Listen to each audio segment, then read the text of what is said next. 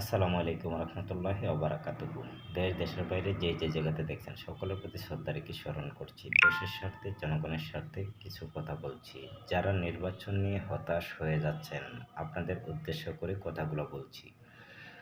বিশেষ করে অন্তর্বর্তী সরকার ডক্টর মোহাম্মদ ইউনূস যথেষ্ট পরিমাণ চেষ্টা চালিয়ে যাচ্ছে কখন, কোন সময়, কয় তারিখ, কত সাল নির্বাচন হবে। তো বিশেষ করে শুধু অন্তর্বর্তী সরকার নয়, বিভিন্ন প্রকার গণ্যমান্য ব্যক্তি যারা সবাই চেষ্টা চালিয়ে যাচ্ছে।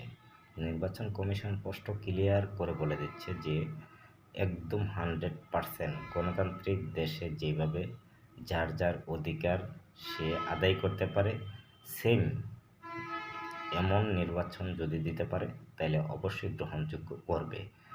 আর কিছু কিছু প্ল্যাটফর্মে দেখতে পাই যে আগামী 12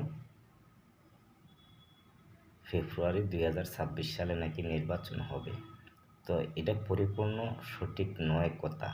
তো যারা মিথ্যা গুজব জনগণের মাঝে পাবলিশ করে দিচ্ছেন, আপনাদেরকে অনুরোধ করে বলবো, দয়া করে মিথ্যা গুজব বন্ধ করুন। অন্তর্বর্তী সরকার, গণ্যমান্য ব্যক্তি এবং নির্বাচন কমিশন যথেষ্ট পরিমাণ চেষ্টা চালিয়ে যাচ্ছে যাতে আগামী 2026 সালের ভিতরে একটা পরিপূর্ণ নিরপেক্ষ নির্বাচন পরিবেশ তৈরি করা যায়। আর আপনারা বলছেন আগামী 12 ফেব্রুয়ারি 2026 সাল নির্বাচন হয়ে যাবে অলরেডি।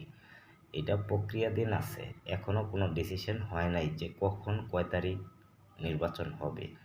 তো সর্বোচ্চ 90 দিন আগে ঘোষণা করা হবে, এর আগে নয়। তো আপনারা হতাশ হবেন না, নির্বাচন হবে 100% ফেয়ার নির্বাচন।